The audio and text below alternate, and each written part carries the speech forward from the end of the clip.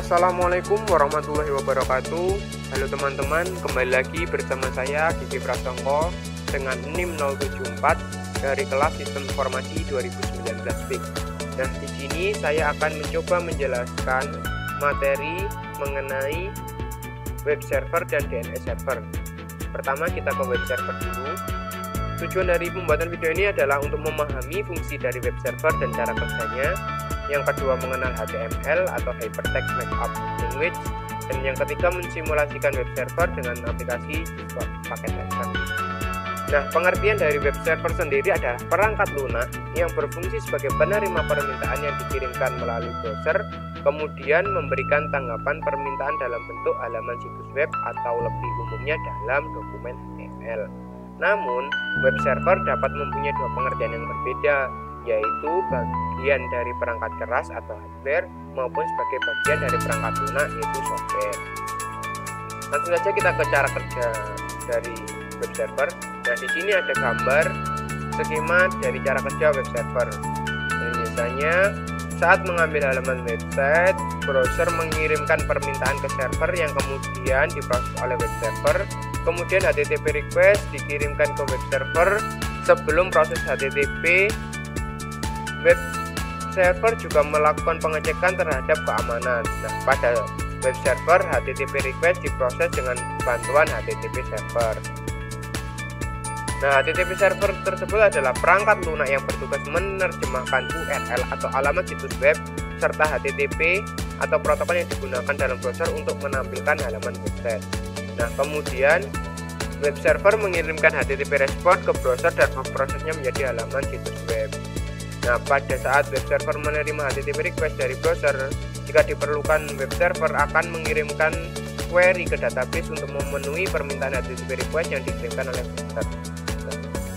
Fungsi dari web server yaitu adalah sebagai komunikasi penghubung dengan situs web dan pemproses HTTP request yang dikirimkan oleh browser. Namun secara umum fungsinya ada tiga, yaitu memastikan semua modul yang dibutuhkan tersedia dan siap digunakan, membersihkan penyimpanan dan modul yang tidak terpakai, dan ketiga, melakukan pemeriksaan keamanan terhadap HTTP request yang dikirimkan browser. Nah, jika berdasarkan pengertian web server tadi ada dua, yaitu sebagai hardware dan sebagai software, maka fungsinya adalah sebagai berikut. Nah, sebagai hardware itu bertugas menjadi tempat penyimpanan skrip, gambar maupun konten halaman website.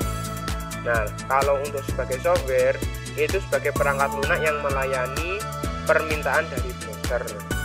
Nah, berikut adalah contoh dari produk web server. Ada 5. Yang pertama ada Apache, Ning, IIS, Lightspeed Web Server, dan PWS. Di sini juga ada keunggulan dari penggunaan web server. Nah, langsung saja kita ke HTML atau Hypertext Markup Language. HTML adalah singkatan dari Hypertext Markup Language. Disebut hypertext karena di dalam HTML ada sebuah teks yang biasa dapat berfungsi lain. Kita dapat membuatnya menjadi link yang dapat berpindah dari satu halaman ke halaman lainnya dengan mengklik teks tersebut. Nah, disebut markup language karena bahasa HTML menggunakan tanda mark dan untuk menandai bagian-bagian dari teks. Kemudian langsung saja kita ke pengertian HTTP dan HTTPS. HTTP yaitu Hypertext Transfer Protocol, yaitu adalah protokol jaringan aplikasi yang digunakan untuk sistem informasi distribusi kolaboratif dan menggunakan hipermedia.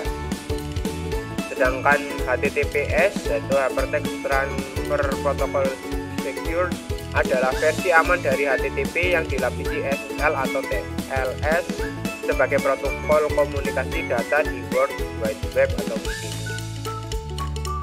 Nah, langsung saja kita ke skenario percobaan.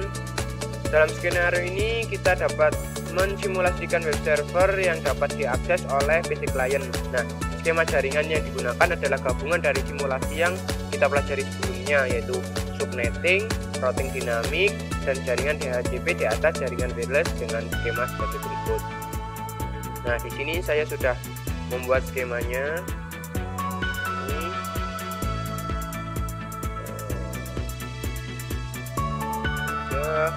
untuk langkah percobaan, buatlah skema jaringan, lalu pastikan jaringan dapat berfungsi dengan baik, terutama jaringan dari PC1, PC4, laptop, dan smartphone dapat tersambung dengan web server dengan IP 4343.1. Nah, sebelumnya saya jelaskan terlebih singkat terlebih dahulu.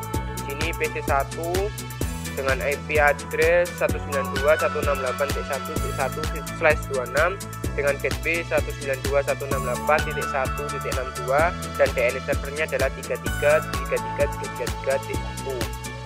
Nah, PC2 IP-nya adalah 2 dan gateway dan DNS servernya sama dengan PC1. PC3 demikian dengan IP address 192.168.1.3/26 dan gateway dan DNS servernya juga sama. Untuk PC4 IP-nya adalah 192.168.1/26 dengan IP 65 dan gateway-nya 192.168.1.126. DNS servernya juga sama, yaitu 33.33.33.1. Nah, untuk PC5 IP-nya adalah 66, gateway dan DNS servernya juga sama. Dan PC6 IP-nya adalah 67 dan gateway dan DNS servernya juga sama. Untuk web server ini ada 43.43.3. Untuk IP-nya 43.43.2. Yang ini 1.43.43.43.1/24. Ini adalah 43.43.43.4/24. Dan web server ini, DNS server ini dengan IP 33.33.33.1/24. Langsung saja kita melakukan ping dari PC1, ping ke alamat IP 43.43.43.1. Di sini PC1 berhasil terhubung dengan web server. Kemudian kita ke PC4, ping.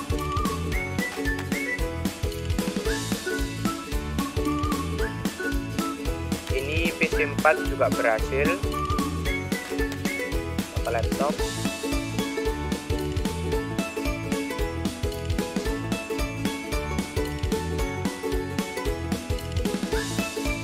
Ini laptop juga berhasil.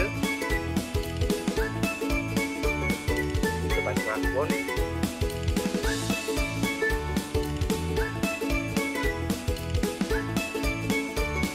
Di sini smartphone juga berhasil.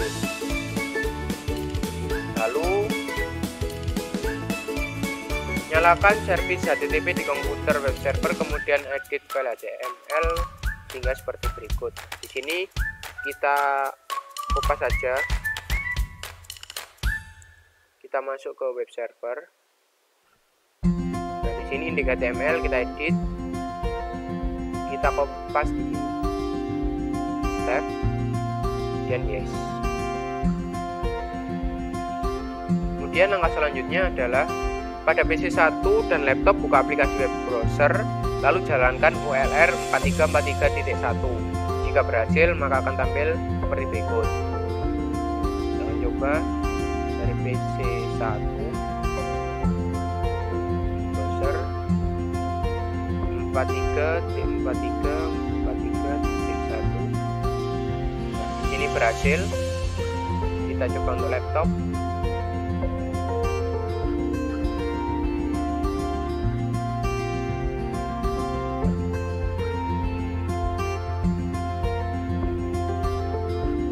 Ini laptop juga berhasil seperti sesuai dengan modul. Nah, berikutnya kita ke materi DNS server. Tujuannya yaitu adalah memahami fungsi DNS, memahami cara kerja DNS, dan mensimulasikannya ke dalam aplikasi Cisco Packet Tracer. Nah, DNS sendiri yaitu adalah Domain Name Server, adalah sebuah sistem yang menghubungkan Uniform Resource Locator atau URL dengan Internet Protocol Address atau IP address. Nah, fungsi DNS itu adalah meminta informasi IP address sebuah website berdasarkan nama domain. Yang kedua adalah meminta informasi URL sebuah website berdasarkan IP address yang dimasukkan. Bagian dari DNS ini ada prinsip dasar cara kerjanya adalah caranya mencocokkan nama komponen URL dengan komponen IP address. Nah, setiap URL dan IP address memiliki bagian-bagian yang saling menjelaskan satu dengan yang lainnya. Nah, di sini adalah gambar struktur root dan top level dominan. Di sini juga ada dijelaskan fungsi-fungsinya dari root, mulai dari root level dominan, top level dominan, second level dominan, third level dominan, dan name. Nah, untuk cara kerja DNS di sini juga sudah dijelaskan lebih mendetail, ada gambarnya, skemanya, urutan cara kerjanya. Untuk gambaran umumnya dimulai dari proses meminta informasi atau DNS query, kemudian dilanjutkan dengan tahapan lain seperti revision, root name server, TLD name server, hingga authoritative name server. Di sini sudah dijelaskan, nanti akan saya cantumkan link pada video berikut ini.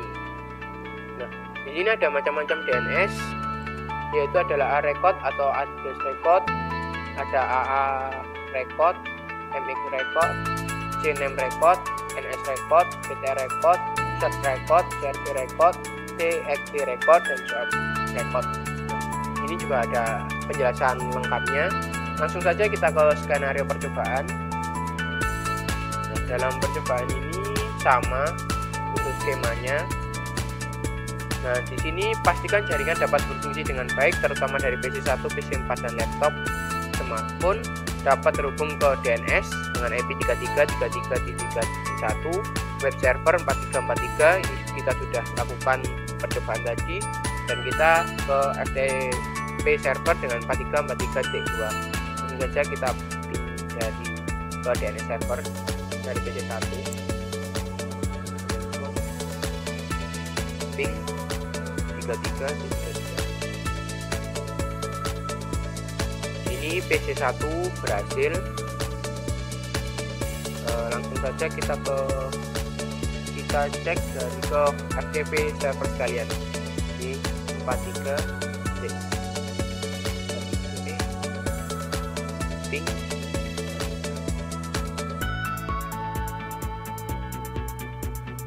Ini kita ping. Request ini ARP-nya belum terisi. Nah, sudah berhasil. PC1 bisa terhubung ke DNS server dan FTP servernya. Kemudian kita ke PC4,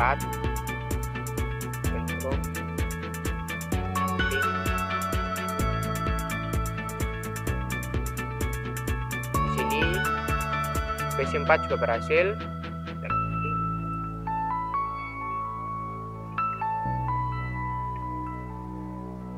Sini PC4 berhasil juga ke FTP-nya, connect, terus ke laptop.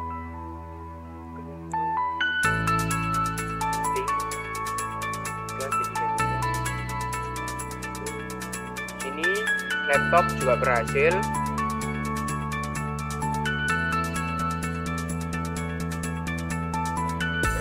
Juga.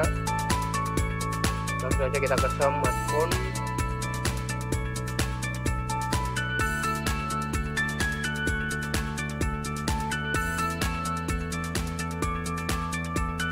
Smartphone berhasil.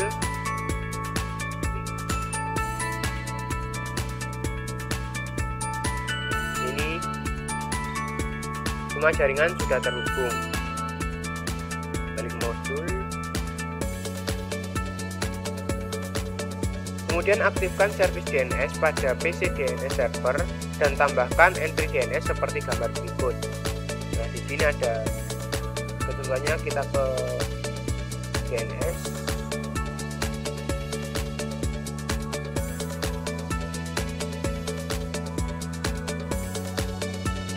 kita ke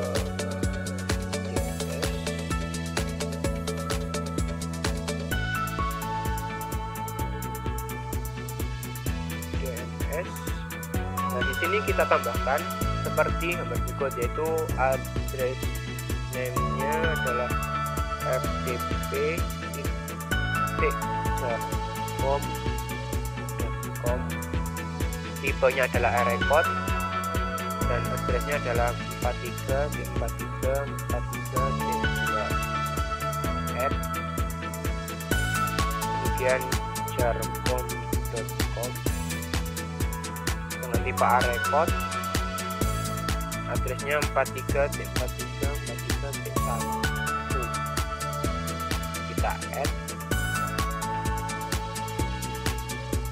kemudian www.jarcom.com dengan tipe channel dengan address jarcom.com.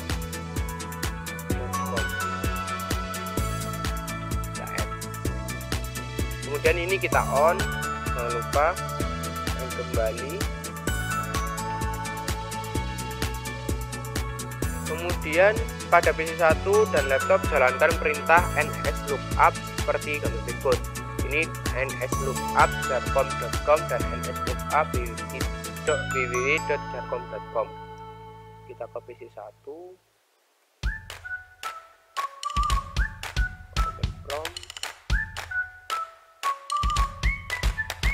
di nslookup,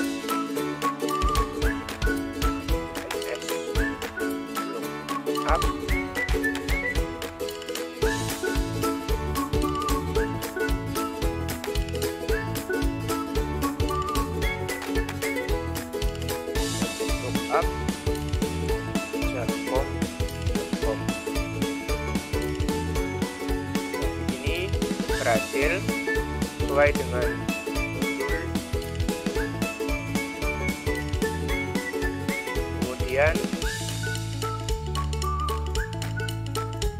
nslookup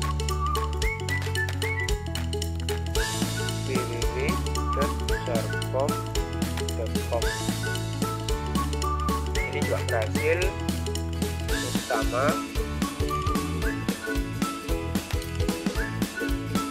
kita ke laptop,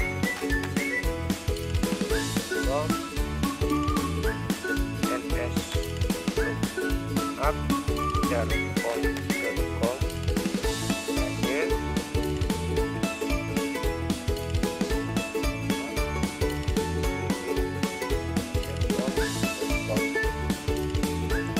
Ini berhasil.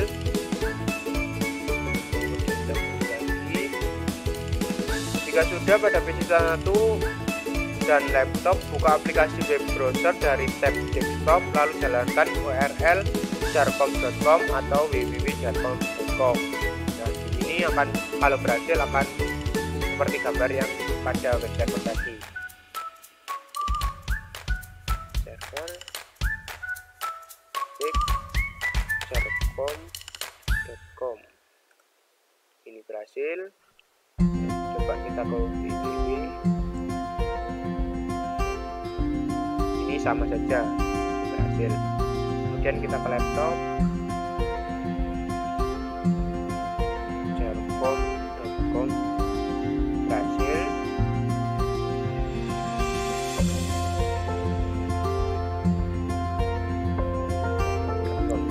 Juga berhasil.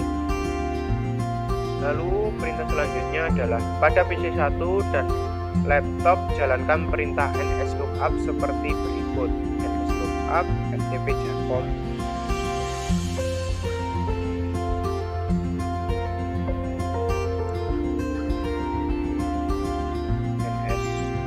nslookup ftp jarcom.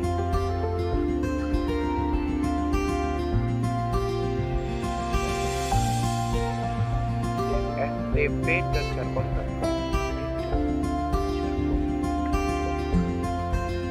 Nah, di sini dengan address alamat seperti yang kita cantumkan tadi, yaitu 43.43.2, sama. Kita ke laptop,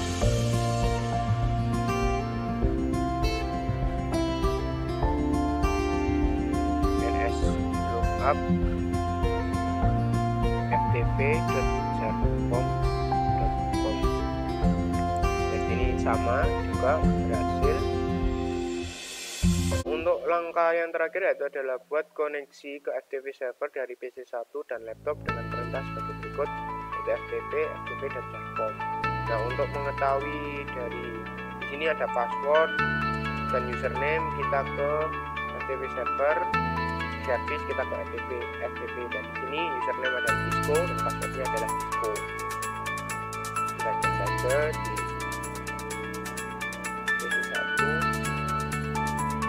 from ftp.ftp.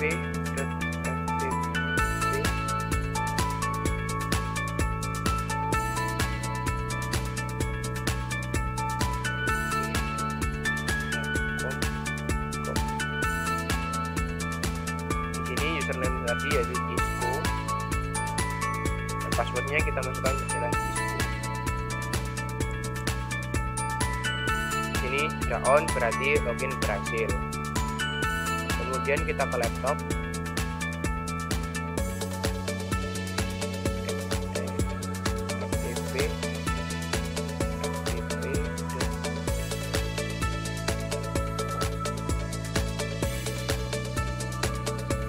ini username sama, di sini sim mode on berhasil. Angka terakhir. Nah, sekian video yang dapat saya sampaikan, ada kurang lebihnya mohon maaf. Saya Gigi Prasongko. Wassalamualaikum warahmatullahi wabarakatuh.